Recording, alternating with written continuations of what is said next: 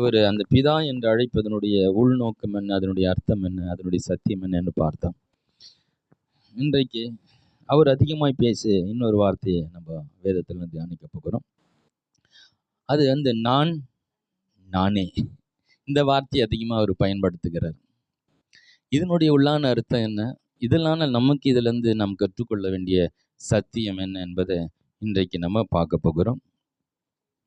ஹல்லேலூயா.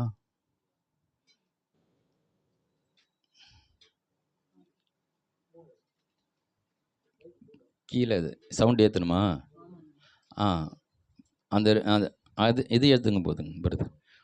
Second அதான் ஹல்லேலூயா ஹல்லேலூயா ஹல்லேலூயா ஹல்லேலூயா. நல்ல தகப்பனே ஸ்தோத்திரம். இயேசு இந்த உலகத்தில் தான் யார் என்றும் தான் மனதில் நான் என்ன நினைத்து இருக்கிற தான் யார் என்பதை வெளிப்படுத்துவதில் தெளிவாக இருக்கிறார். அதில் மாத்திரமில்லை, தான் என்ன சொல்லணுன்றது ரொம்ப தெளிவாக இருக்கிறார். அடுத்து தான் எதை செய்யணுன்றதும் அவர் ரொம்ப தெளிவாக இருக்கிறார். இந்த தெளிவு ஒரு கிறிஸ்தவனுடைய வாழ்க்கை வந்துடுச்சுன்னா அவனுடைய வாழ்க்கை சக்ஸஸ் வாழ்க்கை தான், இல்லையா? தான் யார் என்றும், தான் எதை பேச வேண்டும் என்றும், தான் எதை செய்ய வேண்டும் என்றும் இயேசு கிறிஸ்து ரொம்ப தெளிவாக அறிந்திருக்கிறார்.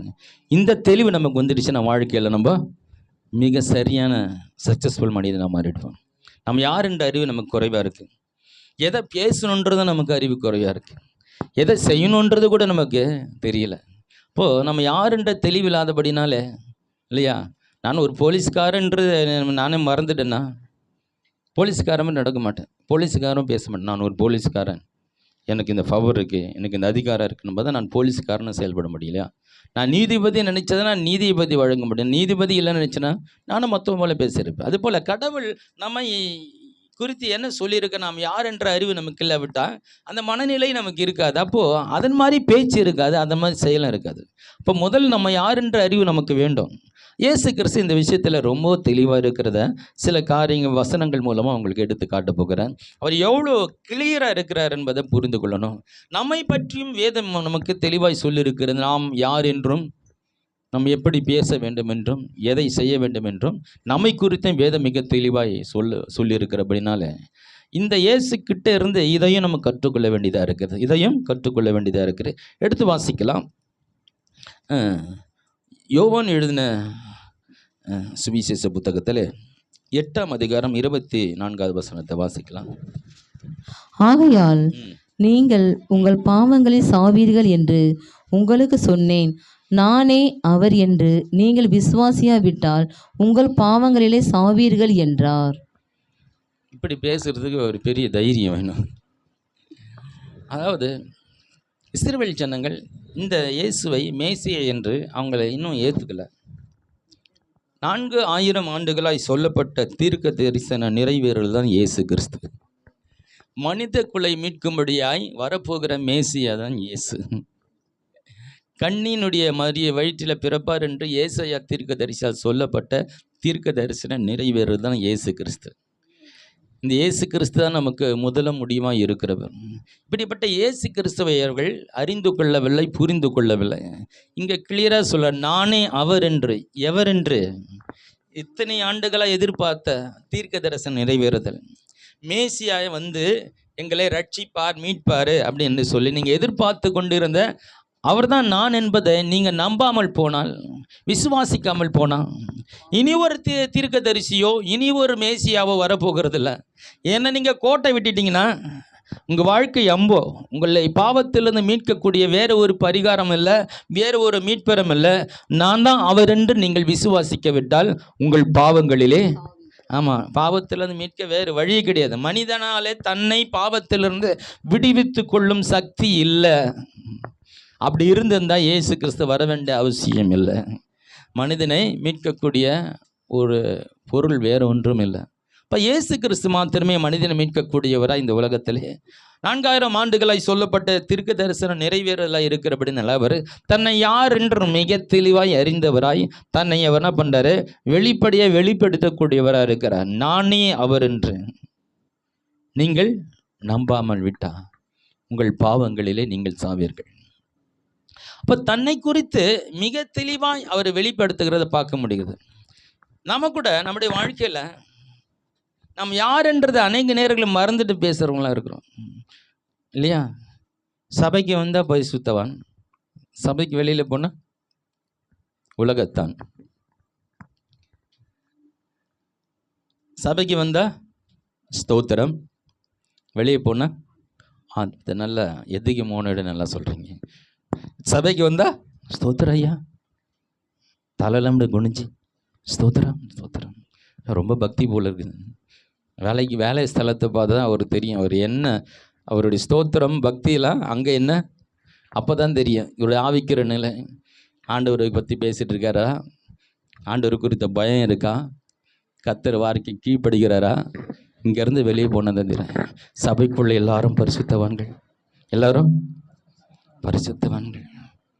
நம்ம இங்கே யாரும் சண்டை போட்டுக்கிறது இல்லைல்ல, யாரையும் நம்ம திட்டிக்கிறது. ரொம்ப அமைதியான பிரச்சனை, ரொம்ப ஆமாம், ரொம்ப சைலன்ஸ் பர்சன்.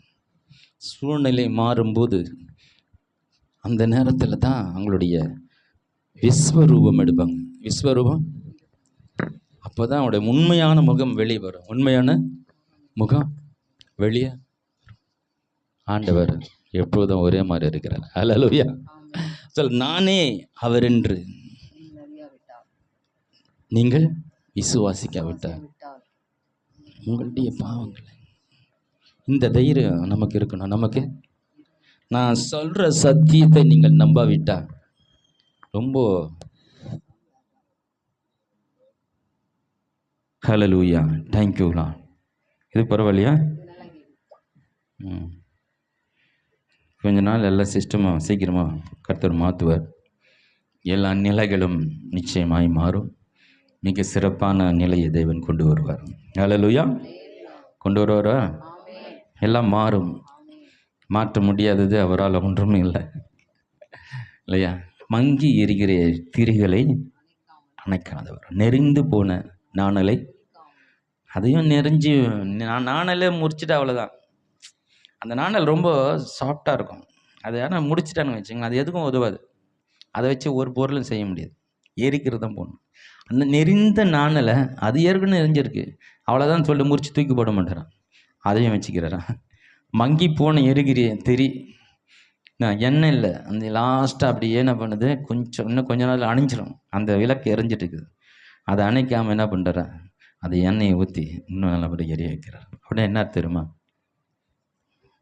அந்த கடைசியில் ஒன்றும் வேஸ்ட்டுன்னு போட்டால் கூட அதையும் எடுத்து பயன்படுத்துகிற அப்படி ஆண்டவர். அல்லேலூயா.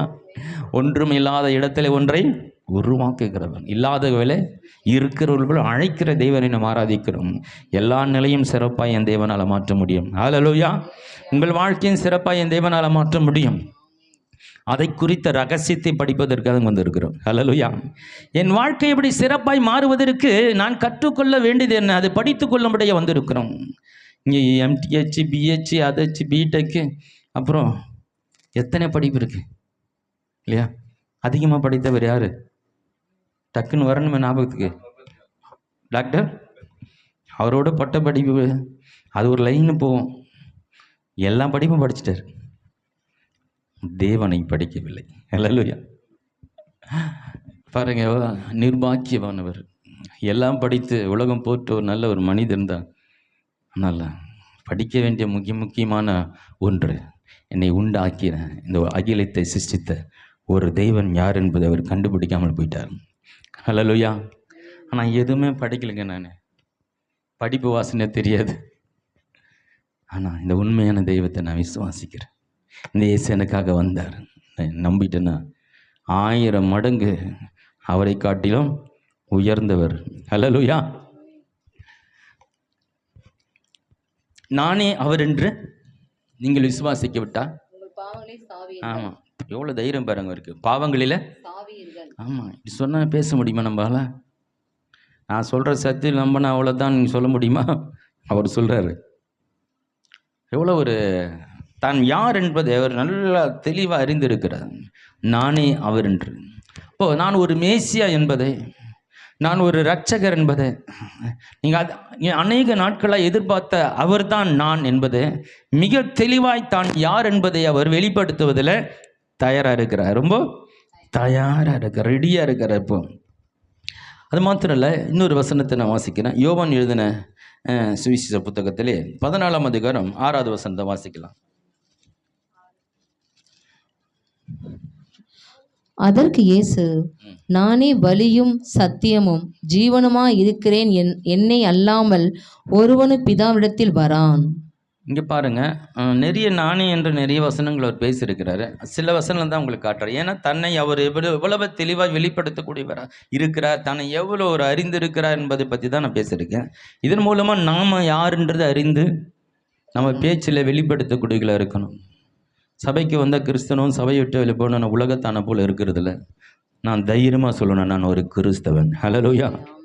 நான் இயேசுவை ஆராதிக்கிறவன், அவர் ஒரு உண்மை உள்ள தெய்வம்னு சொல்ல நீங்கள் தைரியம் இருக்கணும். தைரியம்.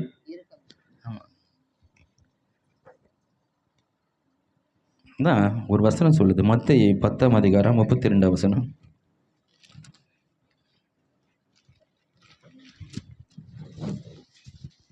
மனுஷர் முன்பாக என்னை அறிக்கை பண்ணுகிறவன் எவனோ அவனை நானும் பரலோகத்தில் இருக்கிற என் பிதாவின் முன்பாக அறிக்கை பண்ணுவேன். மனுஷர் முன்பாக தன்னை அறிக்கை பண்ணுகிறவன். ஆமாம், மனுஷர் முன்பாக இந்த இயேசு தான் தெய்வன் என்று நீங்கள் அறிக்கை பண்ணுனா பரலோகத்தில் தேவன் உண்மை அறிக்கை பண்ண போகிறான். எவ்வளோ முக்கியம் பாருங்க. ஹல்லேலூயா. அநேக ஜனங்கள் முன்பாக இயேசு கிறிஸ்துவை குறித்து உயர்வாய் நீ பேசும்போது உன்னை பரலோகத்தில் எல்லாருக்கும் முன்பாக உன்னை அவர் என்ன பண்ணுவாரான், அறிக்கை பண்ணுவாரான். எவ்வளோ பெரிய பாக்கியம் பாருங்க, எவ்வளோ பெரிய. இயேசு தானே தெளிவாய் அறிக்கை பண்ணுகிறார். அந்த இயேசுவை நீ நான் அறிக்கை பண்ண நம்முடைய வாழ்க்கையில் அவர் பரலோகத்தில் அறிக்கை பண்ணுவார். நிறைய வசனங்கள் இருக்குது. இன்னொரு வசனங்கள் வாசிக்கலாம். உபாக புத்தகம் 5ஆம் அதிகாரம் 11ஆம் வசனம். 5:11. தேவனாகிய கர்த்தருடைய நாமத்தை வீணிலே வழங்காதிருப்பாயாக. கர்த்தர் தம்முடைய நாமத்தை வீணிலே வழங்குறவனை தண்டியாமல் விடார். இது 10 கட்டளைகளில் 3வது கட்டளை. அந்த கடைசி கொஞ்சம் குறைச்சிட்டு பிரதர். மாஸ்டர் கொஞ்சம் குறைங்க, மாஸ்டர் கொஞ்சம் குறைங்க. லாஸ்ட். அதான். ஹல்லேலூயா. Thank you father. ஹல்லேலூயா. அதை குறைச்சிட்டிங்களா? கேட்குதா? கிளியராக கேட்குதுங்களா? ஓகே ஓகே, போட்டுருங்க. அப்படி விட்டுருங்க. 10 கட்டளைகளை, அதாவது நியாயப்பிரமாணம் இல்லாத ஒரு காலம் இருந்தது. அப்போது ஆண்டவர் காணாதவர் போல் இருந்தார். அறியாமை உள்ள காலங்களிலே காணாதவர் போல் இருந்தார். பிறகு ஒரு சந்ததியை உண்டாக்கி அந்த சந்ததி பரிசுத்தமாக வாழணுன்ட்டு மோசையின் மூலமாக சட்டத்திட்டங்களை கொடுக்குறாரு. இப்படி தான் வாழணுன்னு சட்டத்திட்டம் கொடுக்குறாரு. அதில் ஒரு மிக முக்கியமான ஒரு 10 கட்டளைகளை கொடுக்குறார். அந்த 10 கட்டளையில் என்ன என்று வேறு தேவர்களை உண்டாக்க வேண்டாம். அது மாத்திரம் இல்லை, 2வது கட்டளை என்ன சொல்கிறாரு? சொரூபத்தை விக்கிரகத்தையும் உண்டாக்கி அதை நமஸ்கரிக்க வேண்டுங்கிறார். 3வது கட்டளையில் சொல்கிறார், என்னுடைய நாமத்தை தேவனாகிய கர்த்தருடைய நாமத்தை வீணிலே. ஆமாம். இப்போது இது என்ன, இங்கே நாமத்தை பிரஸ்தாபப்படுத்த சொல்கிறாரு. இந்த இடத்துல மனுஷர் முன்பாக நாமத்தை சொல்கிறார். இங்கே வீணில வழங்காதன்றார். வீணில. ஆமாம், தேவையே இல்லாமல் ஆண்டவர் நாமத்தை யூஸ் பண்ணுறது. தேவையில்லாமல் நீங்கள் எப்படி யூஸ் பண்ணுறீங்க? ஏன் ஆண்டவரை இந்த கஷ்டத்தை கொடுத்தீங்க? நான் உண்மை தானே எல்லாத்தையும் விட்டுட்டு வந்தேன், அவரை கொடுத்தாரு. அவருக்கு சம்மந்தமே இருக்காது, ஆனால் ஒரு பேரை லிங்க் பண்ணிகிட்டு இருப்பீங்க எல்லாத்துக்கும். அவர் தான் ஏதோ பண்ண மாதிரி, அவர் தான் உங்களுக்கு கஷ்டத்தை கொடுத்த மாதிரி இல்லையா? அவனவன் தன் இச்சையினாலே இழுப்புண்டு சோதிக்கப்படுகிறான். அவன் எதோதையும் ஆசைப்பட்டு போய் அதில் மாட்டிக்கிட்டு அதில் ஒரு பிரச்சனை வந்தது, அதில் சோதிக்கப்படுகிறான்னு வேதம் சொல்லுது. ஆனால் கடைசியில் யார் மேலே போடுறது? ஆண்டவர் மேலே போடுறது. வீணா சம்பந்தமே இல்லாமல் அவருடைய பேரை யூஸ் பண்ணக்கூடாது, வீணாக யூஸ் பண்ணக்கூடாது. அவர் பேரை யூஸ் பண்ணால் அவர் நாமத்தை மகிமைப்படுத்துகிற மாதிரி இருக்கணும். அவரை பேரை யூஸ் பண்ணால் உனக்கு ஏதோ நடக்கிற மாதிரி விசுவாசத்தோடு பேசணும். ஹல்லேலூயா. அவரிடத்தில் ஏதாவது பெற்றுக்கொள்ளும்படியாக விசுவாசத்தோடு அவருடைய நாமத்தை பயன்படுத்து. இல்லையா, அவருடைய மகிமையை வெளிப்படுத்தும்படியாக, அவருடைய அற்புதங்களை வெளிப்படுத்தும்படியாக, அவர் செய்த நன்மைகளை சொல்லும்படியாக, அவரை உயர்த்தும்படியாக அவருடைய நாமத்தை பயன்படுத்த, அவர் நாமத்தை மட்டுப்படுத்துகிற விதமாக எந்த விதத்திலையும் அவருடைய நாமத்தை வீணிலே வழங்கக்கூடாது. வீணிலே வழங்காது இருப்பாயாக. வழங்காது. ஆமாம், என் நாமத்தை பிரஸ்தாபப்படுத்தலும் எந்த ஸ்தானத்தில் நான் உங்களை. ஆமாம், ஒரு மனிதன் என் நாமத்தை அவர் பிரஸ்தாபப்படுத்தும் போது ஆசீர்வதிக்கிறாரா? நாம உயர்த்தி பேசும்போது கண்டிப்பாக ஆசீர்வாதம். அல்லேலூயா. நான் எளிமையாக இருக்கிறேன், நான் ஏழ்மையாக இருக்கிறேன், வியாதியாக இருக்கிறேன், பலவீனமாக இருக்கிறேன். அதன் மத்தியிலும் என் நாமத்தை உயர்த்தி பேசும்போது என் தேவன் சுகமாக்குற தேவன், என் தேவன் ஆசீர்வதிக்கிறவர், பூமியில் உள்ள சகல ஜாதிகளும் என்னை மேன்மையாக வைக்கிறவர், என்னை வாழாக்காமல் தலையாக்குற தேவன், என்னை கீழாக்காமல் மேலாக்குறவர், என்னை போகும்போதும் ஆசீர்வதிக்கிறார், என்னை திரும்பும் போதும் ஆசீர்வதிக்கிறார், என் மா பிசைக்கிற தொட்டியை ஆசீர்வதிக்கிறார், என் கர்ப்பத்தின் கனிகளை ஆசீர்வதிக்கிறேன்னு சொல்லி இல்லாமையிலும் தேவனை உயர்த்தி அவருடைய நாமத்தை மகிமைப்படுத்தும் போது நான் உன்னை ஆசீர்வதிப்பேன். அல்லேலூயா. அப்போ இங்க நானே அவர் என்று நீங்கள் விசுவாசிக்கு விட்ட பாவத்தில் சாவீர்கள்னு தன்னை ஒரு தெளிவாக வெளிப்படுத்துகிறார். அவரை நாமும் தெளிவாக வெளிப்படுத்த கொடுக்கல இருக்கணும். அடுத்து சொன்ன யோவான் சுவிசேஷ புத்தகம் 14:6 நானே வழியும் சத்தியமும் ஜீவனும். ஆமாம், இது இயேசு கிறிஸ்து சொல்லிய மிக முக்கியமான வசனங்களில் ஒன்று. புதிய ஏற்பாட்டில் இயேசு பேசிய மிக முக்கியமான வசனத்தில் ஒன்று நானே வழியும் சத்தியமும். அவரை பற்றி முழுமையாக வெளிப்படுத்தக்கூடிய ஒரே வார்த்தையில் இருக்குமானால், ஒரே வசனத்தில் இருக்குமானால் இந்த வார்த்தை தான், நானே வழியும் சத்தியமும். ஆமாம், இது மூணும் ஒரு மனுஷனுக்கு தேவையான ஒன்று. இது மூணும் அவனுக்கு தெரியலன்னு வச்சுக்க, ஸ்ட்ரெயிட்டாக எங்கே போகணும், டிக்கெட் வாங்கிட்டு, டிக்கெட்டை கூட தேவையில்லை, ஸ்ட்ரெயிட்டாக எங்கே போகலாம், நரகத்துக்கு போகலாம். பாருங்களேன், இது பரலோகத்துக்கு போகிறதுக்கு சில வழிமுறைகள் இருக்குது, நரகத்துக்கு போகிறதுக்கு எந்த வழிமுறையும் இல்லை. நீ ஆமாம், எங்கேயும் டைம் வேஸ்ட் பண்ண, எதுவும் பண்ண தேவையில்லை, எதையும் இழக்க தேவையில்லை, எதுக்கும் டைம் கொடுக்க தேவையில்லை. இஷ்டம் போல் என்ன பண்ணலாம், உனக்கு பிடிச்சதெல்லாம் செய்யலாம், எங்கே ஓனா போகலாம். லைஃப் என்ன பண்ணலாம், என்ஜாய் பண்ணலாம். உனக்கு எதெல்லாம் பிடிக்குதோ அதெல்லாம் பண்ணலாம். நரகத்துக்கு ஸ்ட்ரெயிட்டாக உனக்கு ஃப்ரீ டிக்கெட் கொடுத்துருங்கப்பா, நீ தான் நரகத்துக்கு தகுதினால. லைஃப்பை சூப்பராக என்ஜாய் பண்ணுற இந்தா வச்சுக்கணும், போயிடு. சமீபத்தில் ஒரு அருமையான அமெரிக்காவில் ஒரு பெரிய ஊழியக்காரர் பாருங்க, சுட்டு கொண்டுட்டாங்க. அவர் என்ன செஞ்சுருக்காரு, ஆணும் கல்யாணம் பண்ணிக்கிறது, பெண்ணும் கல்யாணம் பண்ணிக்கிறது, ஆண் பெண்ணாக மாறுது, பெண் ஆணாக மாறுது. இப்படிலாம் அமெரிக்க தேசத்தில் நிறைய நடக்குது. அது அரசாங்கமே அனுமதிக்கக்கூடிய ஒரு நிலைக்கு வந்துடுச்சு. இப்படிப்பட்ட சூழ்நிலை, அதன் மத்தியில் ஒரு தேவ மனிதன் இப்படி வாழ்கிற வாழ்க்கை வேதத்துக்கு புறம்பானது, தேவனுக்கு புறம்பானது, தேவனை விரும்பாத ஒரு வாழ்க்கைன்னு சொல்லி மிகவும் தெளிவாக பேசினபடினால என்ன பண்ணிட்டாங்க, ஒரு சுட்டு கொண்டுட்டாங்க. அப்போது அமெரிக்க தேசத்தில் எப்படின்னா நான் வாழ்வோம், நான் ஆணை மாறிவேன், பெண்ணு ஆணை மாறிக்கலாம், ஆணை பெண்ணாக மாறிக்கலாம், அவங்களுக்கு எது பிடிக்குதோ தன் வாழ்க்கையை மாற்றிக்கலாம், வாழ்க்கையில் மாற்றிக்கலாம். ஆணும் கல்யாணம் பண்ணிக்கலாம், பெண்ணை கல்யாணம் பண்ணிக்கலாம். கடவுள் மனிதனை படித்து மனிதனுக்கு இந்த உலகத்தை கொடுத்து இப்படி தான் வாழ வேணும் என்று சட்டத்திட்டங்களை கொடுத்து இப்படி வாழ்ந்தால் தான் நல்லா இருக்குன்னு சொல்லி அவர் நம்ம உருவாக்கினவர் இல்லையா? அப்படி தானே? பெட்ரோலை ஓடணும்னு ஒரு வண்டி உண்டாக்கிக்கிறாங்க, பெட்ரோலை போட்டால் தானே கரெக்டாக ஓடும். அதில் டீசல் ஓட்டினா ஒழுங்காக ஓடுமா? ஓடும் கொஞ்சம் தூரம்.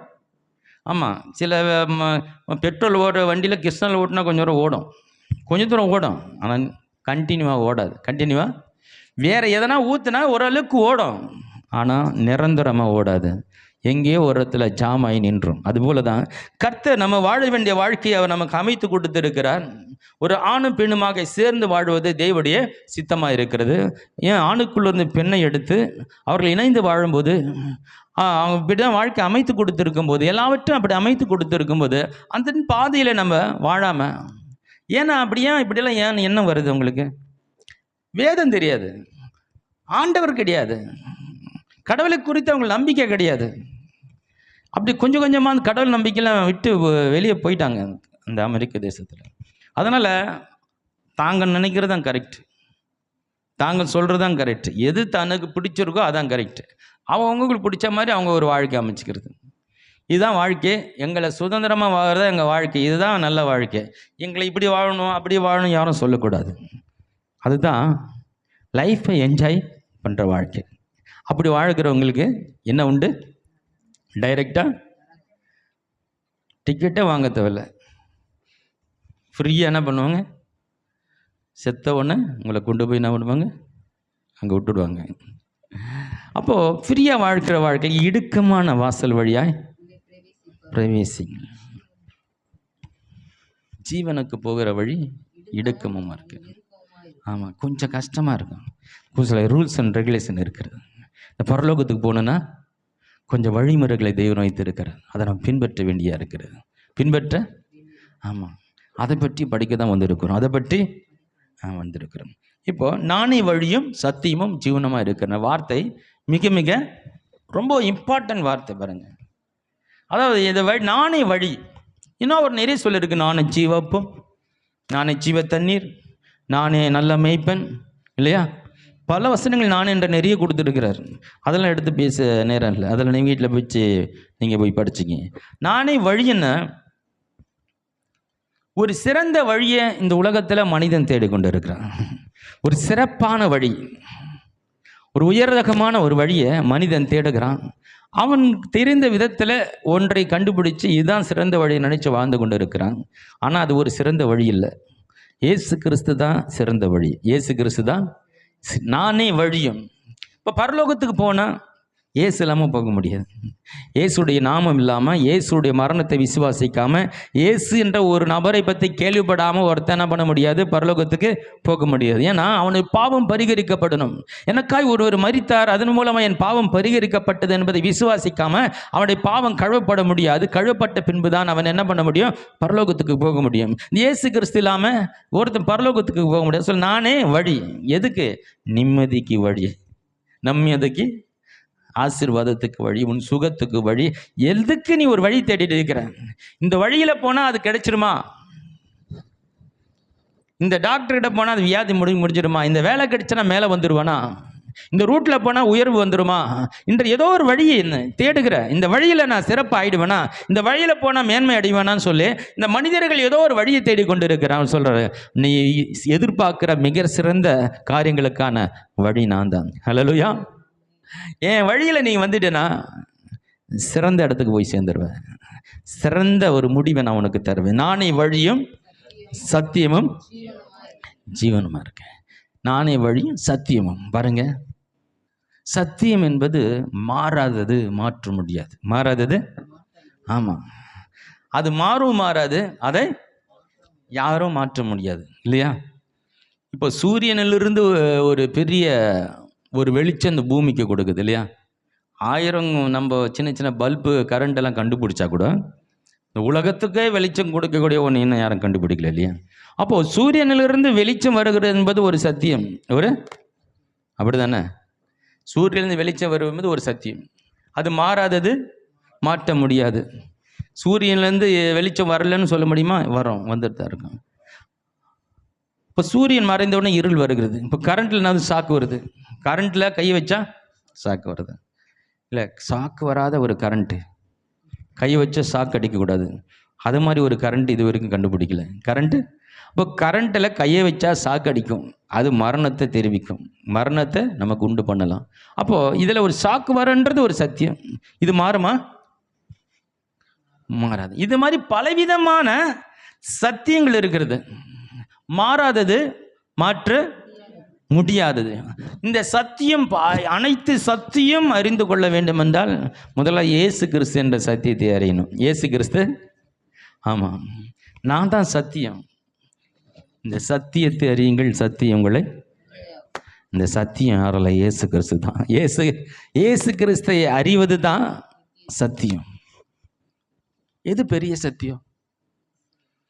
ஒரு தேவன் பூமியில் இறங்கி வந்து மனு குலத்துக்காய மரித்தார் என்பதுனா ஒரு பிரதான சத்தியம். பிரதான சத்தியம். இந்த சத்தியத்தின் மூலமாக தான் அவன் எல்லா ஆசீர்வாதத்துக்கு முதல் கல்வாரியிலிருந்து தான் அவனுக்கு எல்லாமே ஆரம்பமாகிறது. அதில் பிரவேசித்து தான் அவன் எல்லா ஆசீர்வாதத்தை பெற்றுக்கொள்ள வேண்டியதாக இருக்குது. அப்போ நானே வழியும் சத்தியம் என்பது இயேசு கிறிஸ்து. எதில் ஒரு சரியான ஒரு ஒரு பதிலை கண்டுபிடிக்கிறேன். இதுதான் இருக்குமோ, இது சரியா இருக்குமோ, இது சரிதானா என்ற பல கேள்விகளோடு மனுஷன் வாழ்ந்து கொண்டு இருக்கிறான். அங்கே போகும்போது சத்தியம் மாதிரி இருக்கு, சத்தியம் இல்லை, சத்தியம் மாதிரி இருக்கு, சத்தியம் இல்லை, இல்லையா? ஒருத்தர் சோறு நல்லா சாப்பிடுங்க, சர்க்கரை வராதுன்றார். ஒருத்தர் என்ன சொல்றாரு, சோறு சாப்பிட்டா சர்க்கரை வரன்றார் ஒருத்தர். இவர் ஒரு டாக்டர் இருக்கிறார், அவர் ஒரு டாக்டர் இருக்கிறார். நல்லா சாப்பிடுங்கன்றார் ஒருத்தர். ஒருத்தர் சோறே சாப்பிடாது, நைட்டானா 2 சப்பாத்தி சாப்பிடுங்க, நைட்டானா ஆமாம். ஒருத்தர் இது சாப்பிடு அது சாப்பிடுன்றார், ஒருத்தர் எதை வேணா சாப்பிட்டுக்குன்றார், எதை வேணா. ஒவ்வொருத்தரும் ஒவ்வொரு விதமாக சொல். இதில் எது சத்தியம்? இப்போ எல்லாமே மாறுபட்டு இருக்கிறது. எல்லாமே எத்தனை விஞ்ஞானிகள் கண்டுபிடிக்கிறாங்க, அது அடுத்த விஞ்ஞானி வந்து அதை மாற்றி அமைக்கிறார். இது இல்லை, இது இன்னொன்று இருக்குதுன்றாரு. இப்படி மாறி மாறி மாறி மாறி புது புதுசாக கண்டுபிடிச்சு இது எல்லாமே சத்தியம்னு சொல்ல முடியல. மனிதர்கள் கண்டுபிடிச்சு சொல்லுகிற காரியங்களாம் பார்க்கும்போது நாளுக்கு நாள் மாற்றம் அடைந்து கொண்டே வருகிறது. அதை விட ஒன்று சிறப்பு ஒருத்தர் கண்டுபிடிக்கிறார், இன்னொருத்தர் அதை விட சிறந்தது கண்டுபிடிக்கிறார். இப்படி இது இல்லை, இதை விட இது சிறந்தது, இவர் சொன்னது அதை விட சிறந்ததுன்னு, இல்லையா? இப்படி கண்டுபிடிச்சிட்டே போகிறாங்க. எதுவுமே யார் சொல்கிறதும் சத்தியமாக இல்லை, மாறாதது, மாற்ற முடியாதது இந்த உலகத்தில் எதுவும் இல்லை. கடவுளுடைய வார்த்தை மாத்திரமே மாறாதது, மாற்ற முடியாது. இயேசு போதித்த அந்த போதனைகள் மாத்திரமும் மாறாதது, மாற்ற முடியாது. சொல்றார், நான் சொல்கிறது தான் சத்தியம். ஹல்லேலூயா. அது என்னைக்கும் மாறாது, மாற்றவும் முடியாது. நான் சொல்லுகிறது எல்லாமே சத்தியமானது. 100% நீங்கள் நம்பலாம். 100% அவர் சொல்கிறது 100% கரெக்ட். அது என்றைக்கும் மாறாது, மாற்ற முடியாது. நானே எவ்வளோ ஒரு கிளியராக ஒரு வரியில் அவர் ரொம்ப கிளியராக பேசுகிற போகிறாங்க. நானே வழியும் சத்தியமும் ஜீவனாக இருக்கிறேன். அதான் பவுல் சொல்கிறார், கர்த்தராகிய இயேசு கிறிஸ்துவை அறிவதே நித்திய ஜீவன். எதை பற்றி தெரிஞ்சுக்காதுங்க, இயேசு பற்றி படிங்க. இயேசு பற்றி படித்தாலே நம்ம வேற லெவல். ஹல்லேலூயா. சாலமோனிலும் பெரியவர், இல்லையா? சாலமோனுக்கு இருக்கிற ஞானத்துக்குள்ள 1000 மடங்கு இயேசுக்கு ஞானம் உண்டு. ஹல்லேலூயா. சாலமோன் வாழ்ந்த நாட்களை காட்டிலும் இயேசு கிறிஸ்து அதுக்கு முன்னாடி ஆண்டவர் இயேசு கிறிஸ்து இருக்கிறார், இல்லையா? இயேசு கிறிஸ்துவுக்கு இணையாக இந்த உலகத்தில் யாருமே இல்லையே. அவர் எல்லாம் அறிந்திருக்கிறார். அவரை அறிகிற அறிவினால் நிரம்புவது, அதுதான் நித்திய ஜீவன். அதுதான் தெய்வத்தை அறிகிற அறிவில் நிரம்புகிற பார், அதுதான் நம்முடைய நித்திய ஜீவன். நித்திய ஜீவன் என்பது தேவனை போல வாழுகிற ஒரு வாழ்க்கையை குறிக்கிறது. தேவனை போல அவருக்குள் இருக்கிற, அவர் எப்படி ஒரு காரியத்தை யோசிக்கிறார், எப்படி செயல்படுகிறார், அது போல செயல்படக்கூடிய ஒன்றை தான் நித்திய ஜீவன் என்று சொல்கிறாங்க. ஹல்லேலூயா. இது எங்கேருந்து கிடைக்குதுன்னா இயேசு கிறிஸ்துவிடம் கிடைக்குது. ஹல்லேலூயா. பாருங்க, நம்ம யாரை படிக்க வந்திருக்கிறோம்? இயேசு கிறிஸ்து படிக்க வந்திருக்கிறோம். சொல்லுங்க, நீங்க என்னை பின்பற்றுகிறவன் இருளில் நடவாமல் ஜீவ ஒளி. ஒளியில் என்னப்பா ஜீவ ஒளி? அது உயிருள்ள ஒளி. ஹல்லேலூயா. அது ஜீவ ஒளியில் நடப்பான். நம்ம ஜீவ ஒளியில் நடக்க வந்திருக்கிறோம். ஹல்லேலூயா. நம்ம ஜீவ ஒளியில் நடக்கிற ஒரு வாழ்க்கை, அதை கற்றுக்கொள்ள வந்திருக்கிறோம். அதை ஏதோ உட்காந்துட்டு கொஞ்ச நேரம் சபைக்கு போயிட்டு வந்தால், இப்போ ஞாயிற்றுக்கிழமை சர்ச்சுக்கு போய்ட்டு உட்காந்துட்டு வந்தால் ஒரு ஆசீர்வாதம். பல கிறிஸ்துவோடைய நம்பிக்கை இதுவாக இருக்குது. சபையில் உட்காந்துட்டு வந்தால், வாரமானா போயிட்டு வந்தால் ஒரு ஆசீர்வாதம். சிலர் 3 வாரம் போனால், ஆமாம், சில 7 வாரம் இப்படியே சொல்கிறாங்க. 7 வாரம் வந்து பாருங்கள் சபைக்கு, உங்களுக்கு அற்புதம் நடக்குதா இல்லையான்னு. அவங்களாம் 7 வாரம் என்ன பண்ணால் கண்ண முடியுன்னு உட்காந்துட்டு வந்துடுறாங்க, தம் பூச்சின்னு உட்காராங்க. 7 வாரம் எப்படியாவது உட்காந்தா ஏதோ நடக்கணும். அவங்க என்ன சொல்கிறாங்க, என்ன பாடுறாங்க, எதுவுமே அவங்களுக்கு எதுக்குமே புரியாது. அவங்களுக்கு அங்கே மூலையில் உட்காந்துட்டு எங்கன்னா ஒன்று யோசிச்சுன்னு உட்காந்துக்கிறது. அவங்க என்ன சொன்னாங்க, 7 வாரம் வந்து சபையில் உட்காருன்னு சொன்னாங்க. 7 வாரம் உட்காந்துக்கிட்டு ஏதாதையும் யோசிச்சுட்டு வந்துடுது. 7 வாரம் ஆனால் 7 வாரம் வந்துட்டுங்க. 7 வாரம் இன்னும் நடக்கலை, இன்னொரு 7 வாரம் வா, இன்னொரு 7 வாரம் வாங்க. 7 வாரம் இல்லை, 80 வாரம் வாங்க, 700 வாரம் வாங்க. வந்து உக்காஞ்சிட்டு போறதுல ஒன்றும் இல்லை. கேட்கிற அந்த வார்த்தை, உன் செவி திறக்கப்பட்டு, உன் இருதயம் திறக்கப்பட்டு, அந்த வார்த்தை உனக்குள்ளே போக ஆரம்பிக்கும் போது, அந்த வார்த்தை முதலாவது உன் ஆவியை ரட்சிக்கிறது. இந்த கடவுளுடைய வார்த்தை முதல் உன் ஆவிக்குள்ளாய் பிரவேசிக்கிறது. ஆவியில் பிரவேசித்து, ஆவியில் முதல்ல ரட்சிப்பு, அங்கே தான் விடுதலை, அங்கே தான் சுகத்தம், அங்கே தான் ஆசீர்வாதம். முதல் ஆவியில் ஒன்றை பெற்றுக்கொள்கிறாய். அந்த ஆவியில் பெற்றுக்கொண்ட நீ, அது உன் ஆத்துமாவுக்குள்ளே வருகிறது. உன் ஆத்துமாவுக்குள்ளே வந்து உன் சரீரத்துக்குள்ளாய் வந்து அதை உன்னை காணக்கூடிய நிலையில் கொண்டு வருகிறது. ஹல்லேலூயா. இந்த ரகசியம் புரிஞ்சால் நீங்கள் பாக்கியவான்கள். ஹல்லேலூயா. நாம் எப்படி பார்க்குறோம்? சரீரம், ஆத்துமா, ஆவி. இந்த ஆத்துமா ஆவியும் நம்ம எங்கே இருக்குதுன்னு தெரியாது. நமக்கு தெரிஞ்செல்லாம் சரீரம். இந்த உலகம் சரீரத்தை பார்த்து கொண்டு இருக்கிறது. வேதம் நம்மை எப்படி அழைக்கிறது? ஆவி, ஆத்துமா, சரீரம் என்று நம்ம எப்படி அழைக்கிறது? முதல் ஆவியை தான் முன்குறிக்கிறது. ஆவி, ஆத்துமா, அப்புறம் தான் கடைசியில் தான் இந்த சரீரம் வருகிறது. ஆனால் நம்ம பார்க்குறதெல்லாம் இந்த சரீரத்தை பார்த்து கொண்டு இருக்கிறோம். இந்த சரீரத்தில் ஒன்று நடக்க வேண்டும் என்றால் முதலாவது உன்னுடைய ஆவியில் ஒன்று நடக்க வேண்டும். எத்தனை பேர் ஒத்துக்கிறீங்க? ஹல்லேலூயா. உள்ளான ஆழ் மனதிலே உனக்கு ஒன்று நீ அதை நம்பாவிட்டால், நீ விசுவாசிக்க விட்டால் உன் வாழ்க்கையில் அது நடைமுறைப்படுத்த முடியாது. உன் உள்ளான அந்த மனுஷனாகிய ஆவியில கலக்க வேண்டும். உன் ஆழ் மனதில் அது பதிய வேண்டும். ஹல்லேலூயா. அந்த ஆழ் மனதுன்னு சொல்றமே அதுதான் ஆவி.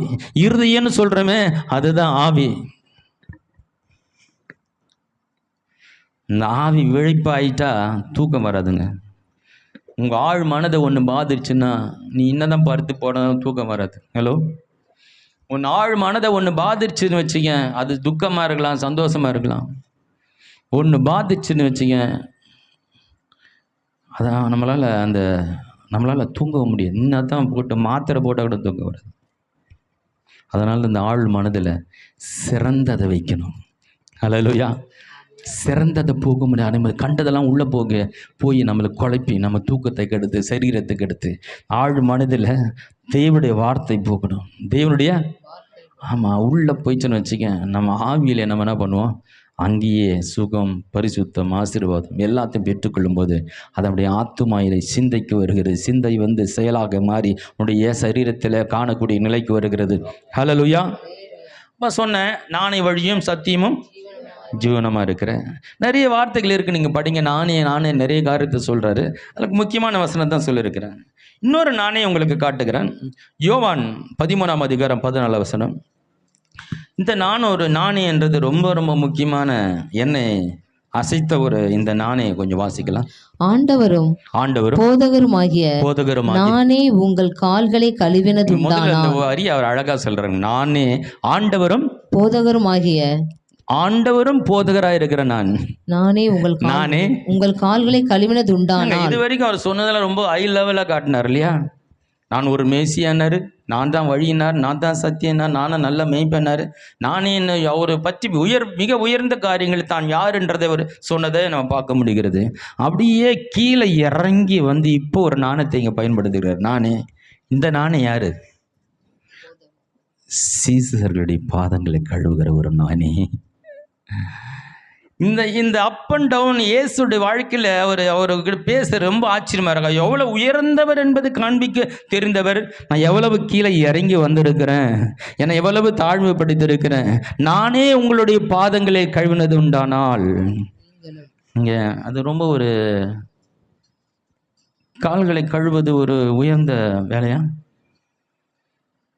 ரொம்ப இருக்குது அடிமட்ட கேவலப்படுத்துகிற ஒரு வாழ்க்கை. ஒரு மனிதனை கேவலப்படுத்தினா, என் காலை கழுவுனா அவனுக்கு அடிமைன்னு அர்த்தம். எனக்கு ஆமாம், ஒரு அடிமையை பார்த்து தான் நம்ம காலை கழுவினா, அவங்க கூட சொல்லுவாங்களான்னு தெரியல. அப்போ தன்னை இவ்வளவு தாழ்த்தி அவருடைய பாதங்களை கழுவி, நானே உங்கள் பாதங்களை கழுவினது உண்டானால் ஒருவருடைய கால்களை என்ன சொல்றாரு? நானே இவளை தாழ்த்தும் போது நீங்களும் ஒருத்தர் தாழ்த்துங்க பண்றேன். ஒருத்தர் எவ்வளவு உயர்வானவென்ற அறிவும் அவருக்கு இருக்கு, தான் எவ்வளவு கீழே இறங்கி போகணுன்ற அறிவும் இருக்கு. ஹல்லேலூயா. இதுதான் இயேசுக்கு இதை பிடிச்ச ரொம்ப அற்புதமான விஷயம்.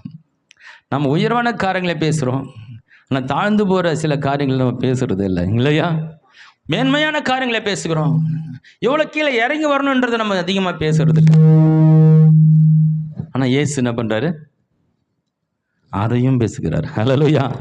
எவ்வளோ பெரிய ஆளுதான். நான் ஆண்டவரும் போதகருமாகிய நான், உலகத்துக்கு நான் போதித்த நான், உலகத்துக்கு ஆண்டவராக இருக்கிற நான். ஆண்டவர்னா என்ன அர்த்தம்? உலகத்தை ஆளுகை செய்கிற நான். அதை போட்டுட்டு பக்கத்தில் போறார், நானே உங்கள் பாதங்களை. ஹலோ, இங்கே பெருமை எல்லாம் உடைச்சி சுக்குன்னு உடைக்கிறார். அந்த உயர்வும் காட்டுகிறார், தன்னுடைய அந்த கீழ் தன்மையும். நான் அவ்வளோ இருந்தாலும் கீழே இறங்கி வர தயாராக இருக்கிறார். ஹலோ, சில மேலே போயிட்டா இறங்கி வர மாட்டாங்க. மேலே போயிட்டா ஆமாம் நான் இப்போ என்ன ஸ்தானத்தில் இருக்கிறேன்? நான் எப்படிப்பட்ட ஒரு உயர்ந்த ஸ்தானத்தில் வந்து இருக்கிறேன். ஒரு காலத்தில் அதை செஞ்சேன். இப்போ நான் என்னுடைய ஸ்டேட்டஸ் என்ன, என்னுடைய ஸ்தானம் என்ன, என்னுடைய பதவி என்ன, என்னுடைய ஆற்றல் என்ன, நான் என்ன நினைப்பாங்க? என்ன ஐயோ ஆண்டவரை என்ன நினைப்பாங்க? ஹலோ, அவர் வழியை வந்து கழுவுறாருங்க. யார் என்ன நினைப்பாங்கன்னு அவர் யோசித்தார? வேணும்ன்ட்டு கழுவி காட்டுறாரு, அதை செஞ்சு காட்டுறாரு. அவரை தாழ்மையை வெளிப்படுத்துகிறார். உங்களுக்குள்ள ஒரு நாளும் பெருமை வரக்கூடாது. நானே போதுகரும் ஆண்டவருமாகிய நானே உங்கள் பாதங்களை கழுவினது உண்டானால். ரெண்டுத்தையும் பேலன்ஸ் பண்றாரு. தான் எவ்வளோ பெரிய ஆளுன்றதும் நினைவில் வைத்திருக்கிறாரு. அதே நேரத்தில் நான் தன்னை எந்த அளவுக்கு கீழே இறக்கணுன்றதும் இயேசுகிட்ட வந்து எவ்வளோ கற்றுக்க வேண்டியதுக்கு பாருங்க. ஹல்லேலூயா! நாம் கற்றுக்கொள்ள வந்திருக்கிறோம் இயேசுவின் இடத்துல. இயேசு விட இந்த உலகத்தில் யாரும் சிறந்தது கற்றுக்கொள்ள முடியாது இல்லையா? நான் சாந்தமும் மன தாழ்மையாக இருக்கிறேன், என்னிடத்துல கற்றுக்கொள்ளுங்க. அவர்கிட்ட கற்றுங்களேன்னா கொஞ்ச நாள் இயேசு போல மாறிடுங்க. ஹல்லேலூயா! எல்லா நேரத்திலையும் எல்லாத்தையும் செய்யக்கூடிய தகுதி அதங்க. எங்கே நின்று உயரத்தில் நின்று என்ன பேசணும் அது பேசுவார். இவ்வளோ கீழே இறங்கி வந்து பேசணுமோ அங்கே பேசுவார். எதை செய்யணுமோ அதை செய்வார். கீழே இறங்கி வந்து தொட 10 பேருக்கு சொன்ன கூட பெருக்குவார். ஹல்லேலூயா! அதோடு கீழே போயிடார். அவர் சீசருடைய பாதங்களை தொட்டு கழுவி தொடச்சி என்ன பண்ணார்? இடையிலே சீலைகளை கட்டி கொண்டு ஒரு புடவை எடுத்து என்ன பண்ணாரா? இடுப்பில் கட்டிக்கிட்டாராம். ஒவ்வொருத்தரை வாங்கன்னு சொல்லி கால்களை கழுவி அதை தொடச்சி க்ளீன் பண்ணி. கொஞ்சம் பாருங்கள் இந்த செயலை. நம்ம அப்படியே படிச்சுட்டு போயிடறோம்ல, கொஞ்சம் உட்காந்து தியானிச்சுன்னு வச்சுக்க, நம்மள ஒன்றுமே இல்லை. பரலோகத்தில் சிங்காசனத்தில் உட்காந்து இருந்த ஒரு தெய்வகுமாரன் தன் மகிமையெல்லாம் துறந்து மனுஷ சாயலாம் இந்த உலகத்தில் வந்து கீழே இறங்கி பாவ மனிதர்களுடைய பாதங்களை கழுகின ஒரு தேவன். நானே உங்கள் பாதங்களை கழுவினது உண்டானால் நீங்கள் ஒருவருக்கு ஒருவர் கழுவ வேண்டியது அவசியமாக இருக்கிறது. ஹல்லேலூயா! உங்களை எந்த அளவுக்கு நீங்கள் இறக்கி பார்க்கணும், உயர்த்தியும் பார்க்கணும், நீங்கள் எவ்வளோ பெரிய ஆளுன்றது உங்களுக்கு தெரியணும். அதே நேரத்தில் எந்த அளவுக்கு நான் கீழே இறங்கணுன்றதும் தெரிஞ்சிருக்கணும். ஹல்லேலூயா!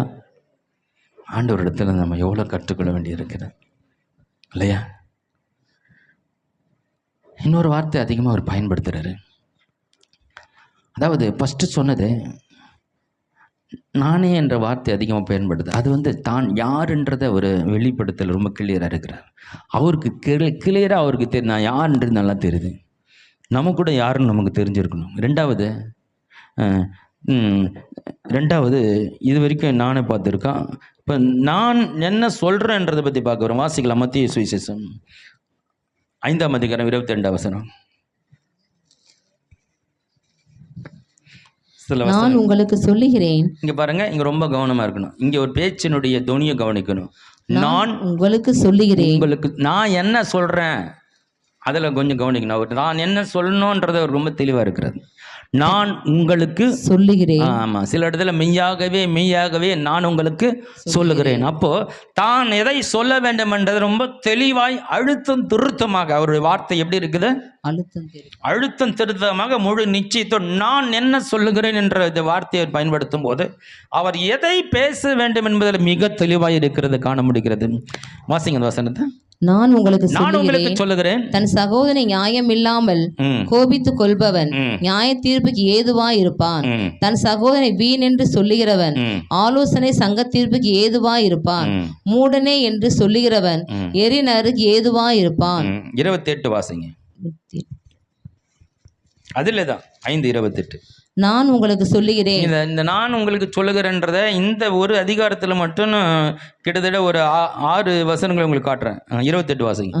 ஒரு சிறிய இச்சையோடு பார்க்கிற எவனும், நான் உங்களுக்கு சொல்லுகிறேன், ஒரு சிறிய இச்சையோடு பார்க்கிற எவனும் தன் இருதயத்தில் அவளோடு விபச்சாரம் செய்தாயிற்று. இந்த சொல்லப்பட்ட காரியங்களுக்குள்ள நான் போல, அவர் நிறைய காரியங்களை சொல்றாரு, நான் அதை உங்களுக்கு போல, அது நிறைய டைம் ஆயிடும். அவர் நான் சொல்லுகிறேன், நான் என்ன சொல்றேன்றதை ரொம்ப கரெக்டா ஸ்ட்ராங்கா சொல்றாரு பாரு, அதை பத்தி பேசிட்டு இருக்கிறேன். இன்னொரு வசனத்தை வாசிக்கலாம். 32. நான் உங்களுக்கு சொல்லுகிறேன், நான் உங்களுக்கு சொல்லுகிறேன், வேசித்தன முகாந்தரத்தினால் ஒளிய தன் மனைவியை தள்ளி விடுகிறவன் அவளை விபச்சாரம் செய்ய பண்ணுகிறவனாய் இருப்பான். அப்படி தள்ளி விட்டவளை விவாகம் பண்ணுகிறவனும் விபச்சாரம் செய்கிறவனாய் இருப்பான். 34 வாசிக்கலாம். நான் உங்களுக்கு சொல்லுகிறேன், நான் உங்களுக்கு சொல்லுகிறேன், பரிசேதம் சத்தியம் பண்ண வேண்டாம், வானத்தின் பேரிலும் சத்தியம் பண்ண வேண்டாம், அது தேவனுடைய சிங்காசனம், பூமியின் பேரும் சத்தியம் பண்ண வேண்டாம், அது அவருடைய பாதப்படி. எருசலேமின் பேரும் சத்தியம். நான் சொன்ன வசனம் மட்டும் வாசிங்க, அது தாண்டி போகாதீங்க. 39 வாசிங்க. நான் உங்களுக்கு சொல்லுகிறேன், தீமையோடு எதிர்த்து நிற்க வேண்டாம். ஒருவன் உன்னை வலது கன்னத்தில் அறைந்தால் அவனுக்கு மறு கன்னத்தை திருப்பிக் கொடு. 44 வாசிக்கலாம். நான் உங்களுக்கு சொல்லுகிறேன், உங்கள் சத்துருக்களை சிநேகிங்கள், உங்களை சபிக்கிறவர்களை ஆசீர்வதியுங்கள், உங்களை பகைக்கிறவர்களுக்காக நன்மை செய்யுங்கள், உங்களை நிந்திக்கிறவர்களுக்காகவும் உங்களை துன்பப்படுத்தலுக்காகவும் ஜெபம் பண்ணுங்கள். அவர் என்ன சொன்னார்ன்றது வேற டாபிக். அவர் நிறைய சொல்லியிருக்கிறாரு, அது ஒவ்வொன்றும் எடுத்து நிறைய பிரசங்கிக்கலாம். அது ஒவ்வொன்றும் நிறைய காரியங்களை பற்றி பேசுது. நான் உங்களுக்கு இங்கே முக்கியத்துவப்படுத்துகிறது, நான் உங்களுக்கு இந்த வார்த்தை துணி என்ன? நான் உங்களுக்கு. அப்போ தான் என்ன சொல்லணுன்றது ரொம்ப தெளிவாக இருக்கிறது. இதுலேருந்து நாம் கற்றுக்கொள்கிறது என்ன? நாம் என்ன சொல்லணுன்றத தெளிவாக இருக்கணும். ஏதாவது ஒன்று சொல்லிக்கிட்டு ஏதாவது ஒன்று பேசிக்கிட்டு இருக்கிறதில்ல. இயேசுவிடத்தில் கற்றுக்கொள்ள வந்திருக்கிறோம். நாம் தான் என்ன பேசணுன்றதில் ரொம்ப கரெக்டாக தெளிவாக இருக்கிறார். எங்கே எதை பேசணுன்ற ரொம்ப கரெக்டாக டைமுக்கு கரெக்டாக பேசுகிறார். கரெக்டாக. ஆமாம்.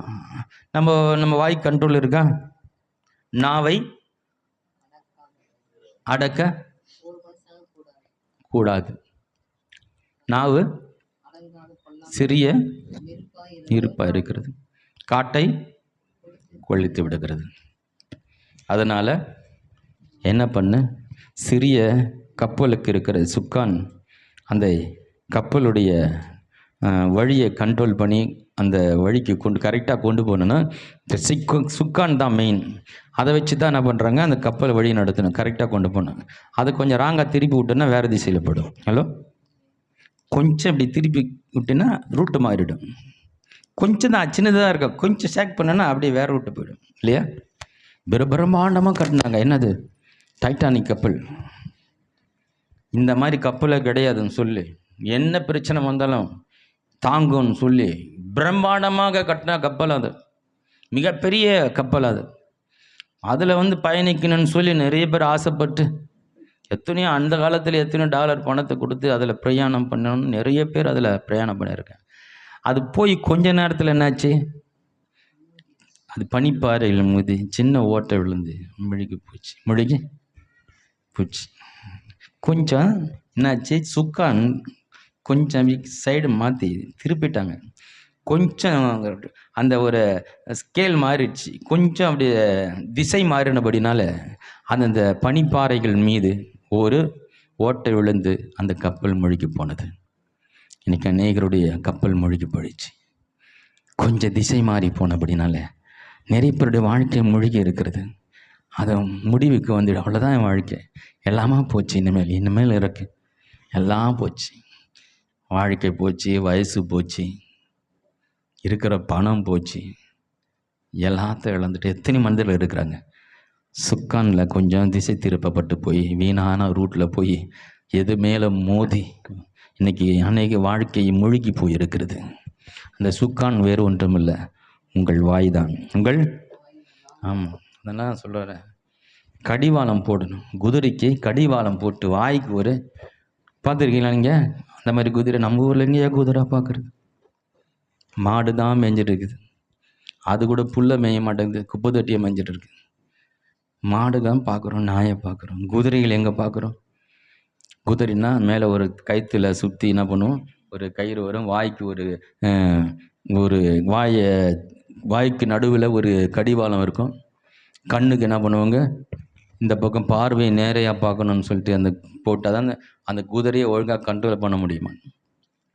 வாய்க்கு என்ன பண்ணணும், கடிவாளம் போடணும். கடிவாளம் எதனா ஒன்று பேசக்கூடாது, டைம் பாஸ், என்னது ஜாலி, யாராவது கிண்டல் பண்ணுறது, யாராவது தாக்குறது, இப்படிலாம் பேசுறது ஒரு ஜாலி. யாருன்னா மாட்டேன்னு வச்சுங்க, 2 பேரும் சேர்ந்து அவங்கள என்ன பண்ணுறது, அதை சொல்லி இதை சொல்லி, அதில் ஒரு ஜாலி. எதுக்கு பேசுகிறேன்னு தெரியாது. ஆண்டவர் நான் உங்களுக்கு சொல்லுகிறேன், ஹல்லேலூயா. எதை பேசணுன்றதில் மிக தெளிவாக இருக்கிறார் இயேசு. நம்ம வாழ்க்கை சிறப்பாக இருக்க வேண்டும், உன் வாயில் வருகிற வார்த்தை ரொம்ப முக்கியம். எதை உச்சரித்தால் எது நடக்கும் என்று அறிந்திருக்க வேண்டும். அதான் சொன்னார், இந்த மலையை பார்த்து பேருந்து கடலில் தள்ளுண்டு போய் என்று நீ சொன்னால் அப்படி சொல்லுகிறபடி ஆகும் என்றால் உன் வார்த்தை எவ்வளவு எச்சரிக்கையாக நீ பேச வேண்டும். ஹல்லேலூயா.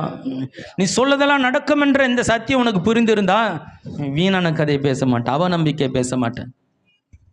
நடக்காத காரியங்களெல்லாம் பேசி நடக்காததே நடக்க வைக்கிறவங்க நம்ம ஆளுங்க, நல்லதில்லை.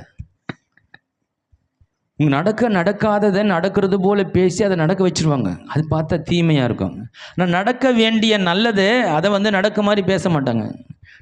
நடக்காத மாதிரி இருக்கும், ஆனால் அதை நடக்க மாதிரி பேசினா உனக்கு நடக்கும்.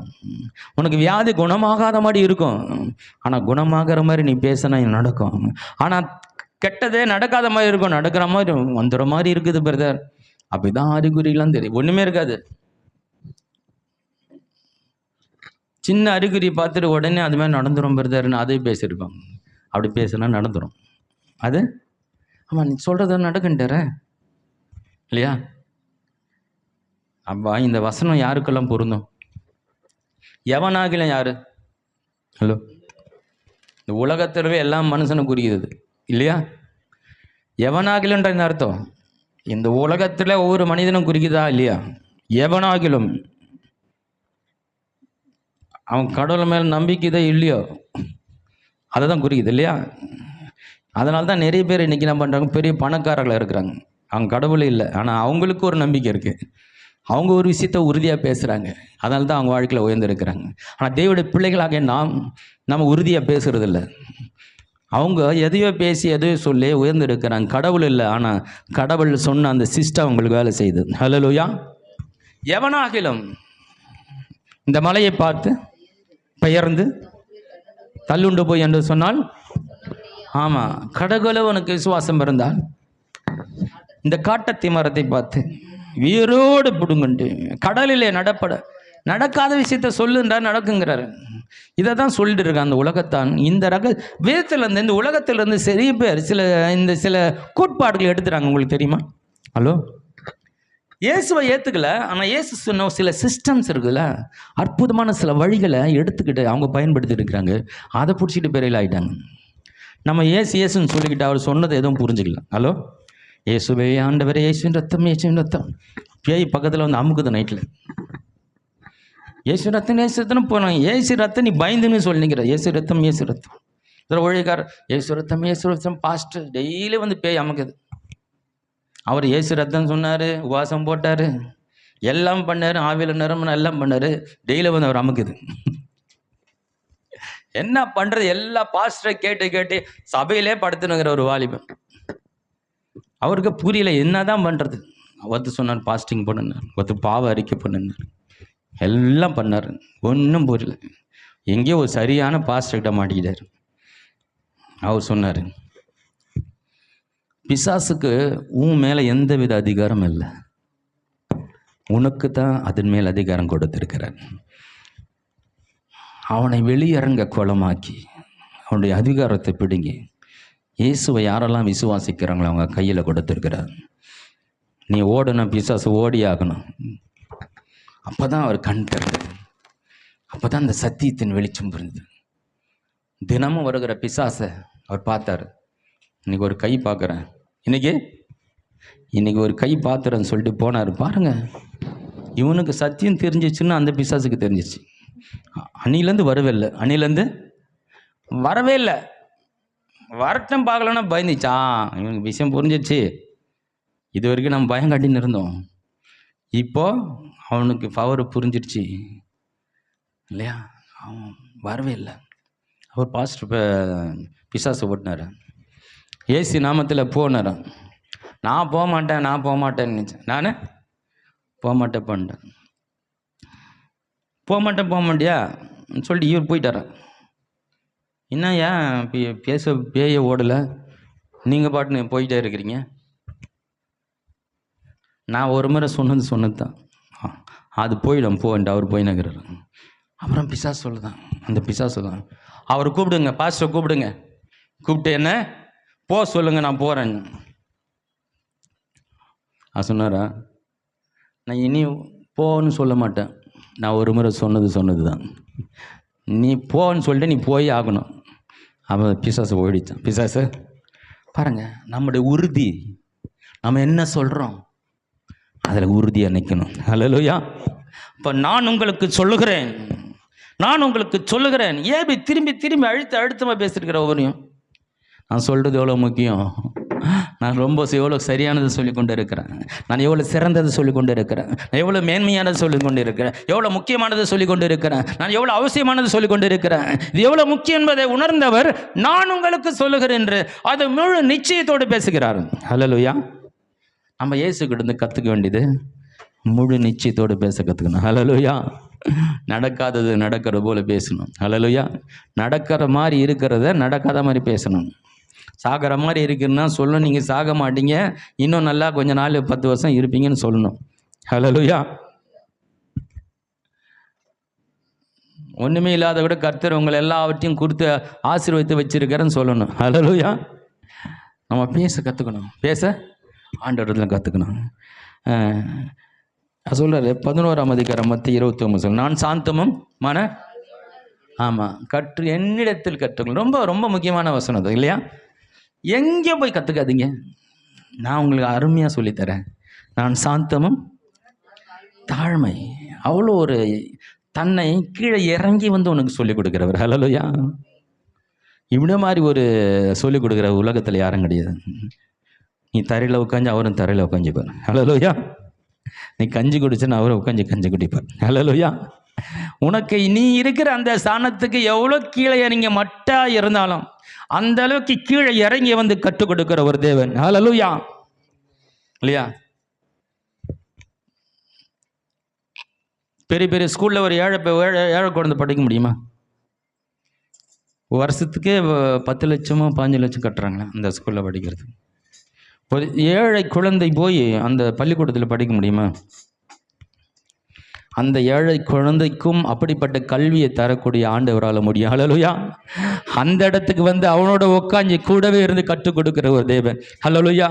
உன்னதமான காரியங்களை கற்றுக் கொடுக்கிற ஒரு நல்ல வழிகாட்டி நம்முடைய ஆண்டவர். ஹல்லேலூயா. நம்முடைய ஸ்தானத்துக்கு இறங்கி வந்து நம்மோட கூட இருந்து நமக்கு கற்றுக் கொடுக்கிற தாழ்மையுள்ள ஒரு தேவன். ஹல்லேலூயா. தன் யார் என்பதை சொல்றதுல ரொம்ப கரெக்டாக இருக்கிறார். இன்னொரு வசனத்தை நம்ம வாசிக்கலாம். கடைசியாக ஒரு 10 நிமிஷத்தில் முடிச்சிடுறேன். இப்போ நம்ம ஒன்று பார்த்த முதல் தான் யார் என்பதை வெளிப்படுத்தல ரொம்ப தெளிவாக இருக்கிறார் இல்லையா? அப்போ நமக்கு நாம் யாருன்றத தெளிவு நம்ம முதல் இருக்கணும்.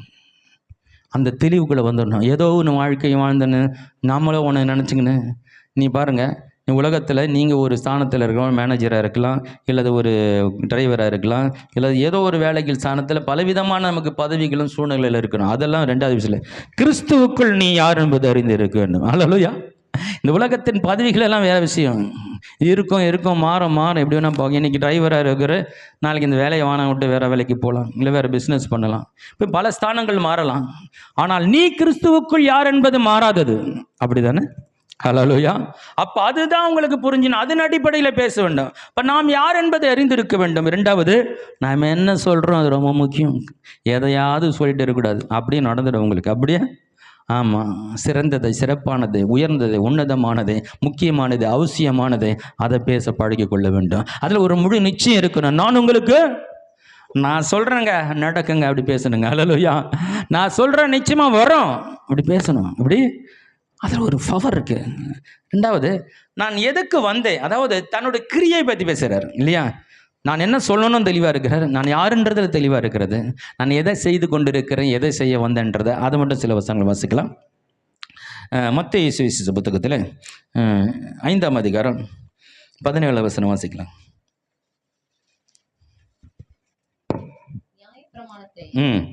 நியாயப்பிரமாணத்தை ஆனாலும் தீர்க்க தரிசனங்களை ஆனாலும் அழிக்கிறதற்காக வந்தேன் என்று எண்ணிக்கொள்ளாதீங்கள். அழிக்கிறதற்கு அல்ல, நிறைவேற்றுவதற்கே வந்தேன். இங்கே பாருங்க, தான் எதுக்கு வந்து என்ன வேலை செஞ்சுட்டு இருக்கிறது பேசுகிறார். ஹலோ, தன் வேலை என்ன என்பதை ரொம்ப தெளிவாக இருந்திருக்கிறார். உலகத்தில் என்னுடைய வேலை என்ன, எனக்கு கொடுக்கப்பட்ட அந்த வேலை என்ன, அது ரொம்ப தெளிவாக இருக்கிறார். இந்த உலகத்தில் நான் செய்து முடிக்க வேண்டிய வேலை என்ன, அது ரொம்ப தெளிவாக இருக்கிறார். இல்லையா, நாங்கள் இந்த கம்பெனியில் வேலை செய்கிறீங்களே, அது உன்னுடைய பிழைப்புக்காக தேவன் கொடுத்துக்க ஒரு வேலை, அது வேறு வேலை. அந்த வேலையை பற்றி பேசலை. ஹல்லேலூயா. நான் வீட்டில் சமையல் பண்ணுறேங்க, நான் வந்து ஹவுஸ் ஒய்ஃபாக இருக்கிறேங்க. டெய்லி இட்லி சுட்டுறேன், பிரியாணி ஆக்குறேன், பாயசம் செஞ்சு கொடுக்குறேன், அப்பப்போ கேசரி கிண்டு கொடுக்குறேன். ஓகே, இதுதாங்க என்னுடைய பணி. இந்த வேலையை பற்றி பேசலை. இதெல்லாம் நம்முடைய தேவைகளுக்காக நாம் வச்சுக்கிற, நாமளே செஞ்சுக்கிற நம்முடைய வாழ்க்கைக்கான வேலைகள் வேறு. இது எல்லாருக்கும் மாறுபட்டு இருக்கும். ஆனால் கிறிஸ்துக்குள் நமக்கு எல்லாருக்கும் ஒரு வேலை இருக்குது. ஹல்லேலூயா. அப்போ தன் வேலை என்ன என்பதை ரொம்ப தெளிவாக இருந்திருக்கிறார். ரொம்ப நான் செய்ய வேண்டிய மிக முக்கிய வேலை என்ன என்பதை அவர் ரொம்ப தெளிவாக இருக்கிறார். இன்னொரு வசனத்தை வாசிங்களா, 9:13. மத்தேயு 9:13. பலி அல்ல, இரக்கத்தையே விரும்புகிறேன் என்பதின் கருத்து என்னதென்று போய் கற்றுக்கொள்ளுங்கள். நீதிமான்களை அல்ல, பாவிகளையே மனம் திரும்புவதற்கு அழைக்க வந்தேன் என்றார். பாவிகளை மனம் திரும்புவதற்காக அழைக்க வந்தேன். இங்கே ஒரு வேலையை பற்றி சொல்லுகிறேன். நிறைய வேலையை பற்றி பேசுகிறாரு. நான் உங்களுக்கு கோட்பாடு பண்ணுறது என்ன, கோட் பண்ணி உங்களுக்கு காட்டுறது என்னென்னா, அண்டர்லைன் பண்ணி நான் எதற்கு வந்தேன், என் வேலை என்ன ரொம்ப தெளிவாக இருக்கிறது. என் வேலையை நான் செஞ்சுக்கிட்டு இருக்கிறேன். என் வேலையை சொல்கிறார். பிதாவும் கிரியை செய்கிறார், நானும் கிரியை செய்கிறேன். வேலை செய்ய தான் வந்தேன். நான் வேலை செய்ய தான் வந்தேன். ஒரு இடத்துல சொல்கிறேன், ஊழியம் கொள்ள வரவில்லை, ஊழியம் செய்ய வந்தேன். என்ன சொல்கிறேன்னா, எல்லாரும் வேலை வாங்க வரல, நான் வேலை செய்ய வந்தேங்கிறார். வேலைக்காரனை வந்துங்கிறார். பிதா தேவகுமாரன் வேலை செய்ய வந்துக்கிறாருப்பா. அவர் சொன்னால் எல்லாம் வேலை நடக்கும். ஆனால் அவர் சொல்லலை. அவரே வேலைக்காரனை இறங்கிட்டார். அவரே என்னது லுங்கியெல்லாம் அடித்து கட்டிக்கிட்டு சேத்தில் இறங்கிட்டார். ஹலோ, கேட்குறது நல்லா இருக்கும். உன் ஆவியில் இறங்கிச்சுன்னு வச்சிங்களேன், அது உங்களுக்கு வேலை செய்ய ஆரம்பித்தோம். ஹல்லேலூயா. இன்னொரு வசனத்தை வாசிக்கலாம். லூக்கா 12:51.